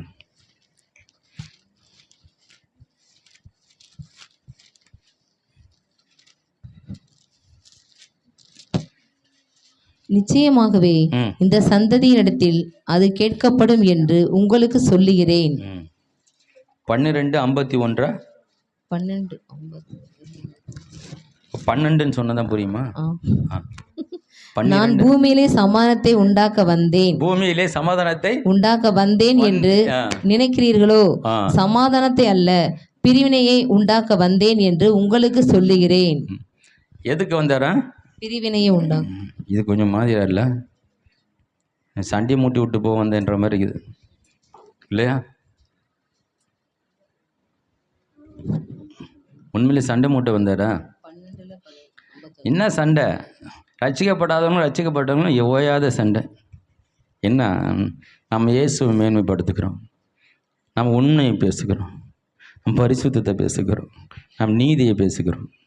உலகமோ அதை அறிந்து கொள்ளவில்லை. உலகத்துக்கு அது பிடிக்கும். உலகத்தாரா இல்லாதபடினாலே உலகம் உங்களை ஏற்றுக்கொள்ளாது, என்னை ஏற்றுக்கொள்ளாதுன்றார். அப்போது இதுக்கு ஒரு சண்டை நடந்துட்டு இருக்கு. நாம் ஒன்று சொன்னால் அவங்க ஒன்று சொல்லுவாங்க இல்லையா? உண்மையில் ரசிக்கப்படாத ஒரு கணவனும் ரசிக்கப்பட்ட ஒரு மனைவியும் சேர்ந்து வாழணும் எப்படி இருக்கும்? டெய்லியும் சண்டை தான். டெய்லி சர்ச்சுக்கு போகாதனும் சர்ச்சுக்கு போகணும், ஜெபம் பண்ணணும்னா ஜெபம் பண்ணாதனும், இந்த சண்டை தான். இதுதான் இந்த சண்டை தான். இதை பற்றி தான் பேசுகிறார் அவர். வாசிக்கலாம். யோவான் 6ஆம் அதிகாரம் 38 வாசிக்கலாம். என் சித்தத்தின்படி அல்ல, என்னை அனுப்பினுடைய சித்தத்தின்படி செய்யவே நான் வானத்திலிருந்து இறங்கி வந்தேன். தான் எதற்கு வந்தாராம்? பிதாவுடைய சித்தத்தை செய்வதற்காக. அப்போ ஒரு பிதாவின் சித்தத்தை செய்து கொண்டிருக்கிறார். அதை தான் பேசுகிறார். தான் எதை செய்து கொண்டிருக்கிறேன் என்பதை தான் அவர் பேசி கொண்டிருக்கிறார். என் வேலையாக நான் எதை செய்து கொண்டிருக்கேன், என் வேலையை பற்றி பேசுகிறார். என் செயல்பாடுகள், நான் கிரியை பற்றி பேசி கொண்டிருக்கிறார். நான் இதை தான் செய்து கொண்டிருக்கிறேன், வேலை இதுதான் என்பது ரொம்ப தெளிவாக இருக்கிறார். கிறிஸ்துவுக்குள் உங்களுடைய வேலை என்ன? அடுத்த வாரம் படிக்க போகிறோம். ஹல்லேலூயா. நாம் யார் என்றும், நாம் எதை பேச வேண்டும் என்றும், எதை செய்து முடிக்க வேண்டும் என்றும் நம்ம அடுத்த வாரம் கொஞ்சம் டீப்பாக பார்க்கலாம். அடுத்த வாரம் இன்னொரு வசனத்தை வாசிக்கலாம். 10ஆம் அதிகாரம் 10ஆம் வசனம். யோவான். திருடன் திருடவும் கொல்லவும் அழிக்கும் வருகிறானே அன்றி வேறொன்றுக்கும் வரான். நானும் அவைகளுக்கு ஜீவன் உண்டாயிருக்கவும் அது பரிபூர்ணப்படம் வந்தேன். நான் வந்தேன், இங்கேயும் வந்தேன். இந்த வசனங்கள்லாம் வாசிக்கும் பொழுது தான் எதை செய்ய வந்தேன், நான் என்ன வேலை செஞ்சு கொண்டு இருக்கிறேன் என்பதை அவர் தொடர்ந்து பேசுகிறதை பார்க்க முடிகிறது. அப்போ அடிக்கடி இந்த வார்த்தையை வந்தேன், எதுக்கு வந்தேன், ஏன் வந்தேன்ட்டா ரொம்ப தெளிவாக பேசி கொண்டு இருக்கிறது. இதன் மூலமாக நம்ம படிச்சுக்கிற சத்தியம் என்ன? அவர் தான் யார் என்பதை வெளிப்படுத்திட்டே இருக்கிறார். ஹலோ, இது மூலமாக நாம் படிச்சுக்கணும். நாம் யார் என்பதை உலகத்துக்கு தெரியப்படுத்துகிற பொறுப்பு இருக்குது. ஹல்லேலூயா. இந்த உலகத்திலே இந்த தேவனுடைய சாயலை வெளிப்படுத்த வேண்டிய மிகப்பெரிய பொறுப்பு இருக்குது. ஹல்லேலூயா. நாம் யார் என்பதை உலகத்துக்கு காட்ட வேண்டிய பொறுப்பு இருக்குது. நம்ம வாயின் வார்த்தையில் சொல்ல வேண்டிய ஒரு பொறுப்பு இருக்குது. ஹல்லேலூயா. அதை விட்டுட்டு வேறு எதனோ பேசிக்கிட்டு நீங்கள் பேசுகிறதெல்லாம் வச்சு நீங்கள் தேவனுடைய பிள்ளைன்னு மற்றவங்க சொல்ல முடியுமா? நீங்கள் தேவனுடைய பிள்ளை தான் என்று வெளிப்படுத்துகிற ஒரு வாழ்க்கை இருக்கா? வாழ்ந்துக்கிட்டு பேசிட்டு இருக்கீங்களா? அப்படி இப்படி பேச்சு இருக்கா? தெய்வ சாயலை உங்கள் வார்த்தையில் பார்க்க முடியுதா? எதை சொல்லணும் என்று புரிஞ்சுக்கிட்டேன், எதை பேசணும், பேச வேண்டியதை பேசுகிறீங்களா? அப்படி உணர்ந்து இந்த இடத்துக்கு இதை சரியான இதுதான் பேசணும்னு புரிஞ்சுக்கிட்டு பேசுகிறீங்களா? புரிஞ்சிருக்கணும். புரிஞ்சு ரெண்டாவது நம்ம என்ன, என்னோடய வேலை என்ன? அப்போது என்னுடைய எண்ணம், அப்புறம் என்னுடைய வார்த்தை, என்னுடைய செயல், இது 3 ரொம்ப முக்கியம். ஒரு மனிதனுடைய வார்த்தையும் எண்ணமும் செயலும் ஒன்று இணைந்துட்டா அவன் எதை தொட்டாலும் சக்ஸஸ். ஹலோ, ஒரு காரியத்தை நினைத்து அதை பேசி அதை செய்யும் பொழுது அவன் ஆவி ஆத்மா சரீரம் 3ம் ஒன்று இணைந்து ஒரு காரியத்தில் ஈடுபடும்போது அவன் எதை நினைக்கிறானோ அதை செய்து முடிச்சிடுவான். ஹல்லேலூயா. மனசில் ஒன்று நினைக்கிறது, செய்கிறது ஒன்று, பேசுறது ஒன்று. பாருங்கள் எவ்வளோ டிஃப்ரெண்ட். நினைக்கிறது ஒன்று, ஆனால் பேசுறது ஒன்று, செய்கிறது ஒன்று. எப்படிங்க சக்ஸஸ் வரும்? எப்படிங்க நீங்கள் வாழ்க்கையில் ஒரு முன்னேற்றத்தை அடைய முடியும்? நினைக்கிறதும் ஒன்றா இருக்கணும், பேசுறதும் ஒன்றா இருக்கணும், செய்கிறதும் ஒன்றா இருக்கணும். அப்போ தான் நீங்கள் ரூட்டு கரெக்டாக போயிட்டு இருக்கணும். உன் திசை உன்னுடைய முழுமையும் அதை நோக்கி போய் கொண்டு இருக்கிறது இல்லையா? ஆவி ஒரு பக்கம் போகுது, ஆத்மா ஒரு பக்கம் போகுது, சரீரம் ஒரு பக்கம் போகுது. எந்த பக்கம் போகும்? ஹலோ, ஒரு வண்டி ஒரு திசையில் போனால் கரெக்டாக போகுமா? 3 சக்கர வண்டின்னு நினச்சிங்களேன், ஆட்டோ. இப்போ நம்ம 3 சக்கர வண்டி, ஆவி ஆத்மா சரீரம். ஆமாம், ஒரு டயர் இந்த பக்கம் இழுக்குது, இன்னொரு பக்கம் ஏறி இந்த பக்கம் 3 பக்கமாக என்ன பண்ணுது? டயர் இழுக்குது. இந்த வண்டி அந்த டயர் இப்படி இழுக்குது, இந்த டயர் இப்படி இழுக்குது, இந்த டயரு அந்த வண்டி நகருமா? எது கொஞ்சம் ஸ்ட்ராங் ஆகுது அந்த பக்கம் போகும், இது கொஞ்சம் ஸ்ட்ராங் ஆச்சுன்னா இந்த பக்கம் பேக்கில் வரும். இப்படியே நகர்ந்து ஷேக்காய் அந்த வண்டி என்ன பண்ணும்? வெகு தூரம் போகாது, அங்கேயும் ஷேக் இப்படி கொஞ்சம் போய் இப்படி வந்துடும், இப்படி போய் இப்படி வந்துடும். இப்படி தான் அன்னைக்கிட்ட வாழ்க்கை கொஞ்சம் மூவ் பண்ணுற மாதிரி இருக்குது, டக்குன்னு வந்துடுது. இதில் கொஞ்சம் போகிற மாதிரி இருக்குது, அப்படி வந்துடுது. அதில் கொஞ்சம் போகிற மாதிரி இருக்குது. ஆவிக்கிற வாழ்க்கையில் முன்னேறாமல் டக்குன்னு கீழே வந்துடுது. மானசீகத்தில் போய் பெருசாக நம்ம பண்ணுற மாதிரி திரும்பி வந்துடுது. இப்படியே திரும்பி திரும்பி ஒவ்வொரு திசையில் இழுத்து அந்த வண்டி என்ன பண்ணுறது, அதே இடத்துல இருந்துட்டு 10 வருஷம் ஆச்சுங்க, 20 வருஷமாக சர்ச்சுக்கு போகிறேன். நானும் ஏதோ நடக்குன்னு பார்த்தேன். எங்கே நடக்கும்? உன் ஆவி ஒரு பக்கம் போகுது, ஆத்மா ஒரு பக்கம் போகுது, உன் சரீரம் ஒரு பக்கம் போகுது, எல்லாத்தையும் ஒரு திசையில் போய் நீ யார் என்று நீ அறிந்து கொள். நீ எதை சொல்லணுன்றதை சொல்லு, எதை செய்யணுன்றதை செய்ய. ஒரே வாரத்தில் உன் லைஃப் சேஞ்ச் ஆகுது பார். ஹல்லேலூயா. ஒரு வாரம் வேண்டாம், ஒரே நாளில் ஒரு பெருமாற்றத்தை உன்னால் பார்க்க முடியும். ஹல்லேலூயா. கடைசியாக ஒரு வார்த்தை சொல்லு, நான் முடிக்கிறேன். யோவான் எழுதின சுவிசேஷ புத்தகம் 16ஆம் அதிகாரம் 28வது வசனம். நான் பிதாவினிடத்தில் இருந்து புறப்பட்டு உலகத்திலே வந்தேன். தன்னுடைய வாழ்க்கையின் முடிவினுடைய ஒரு முக்கியமான வசனத்தை இங்க பேசுறாரு, கவனிங்க. நான் பிதாவினிடத்தில் புறப்பட்டு உலகத்திலே வந்தேன், மறுபடியும் உலகத்தை விட்டு பிதாவிடத்திற்கு போகிறேன் என்றார். என்னன்னா, நான் எதுக்காக வந்தனோ அதை முடிச்சிட்டேன், கம்ப்ளீட் பண்ணிட்டேன்.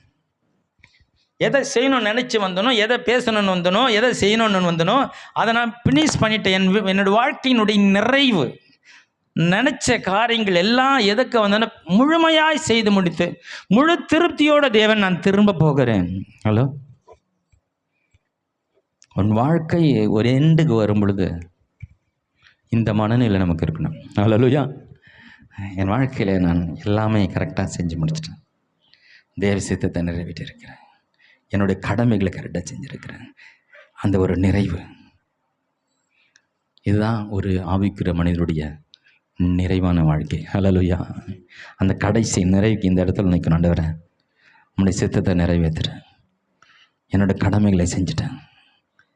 எதுக்கு இந்த உலகத்தில் என்ன அனுப்பினீங்களோ, எதுக்காக இந்த உலகத்தில் வாழ எனக்கு அனுமதி கொடுத்தீங்களோ, என்னை குறித்து நீங்கள் உங்களுடைய திட்டம் என்ன வச்சுருந்தீங்களோ அதை நான் செய்து முடிச்சிட்டேன்ப்பா. சந்தோஷமாக உங்கள்கிட்ட வரேன். கண்களை முடுமா, இதை கற்றுக்கொள்ள தான் இருக்கிறோம்.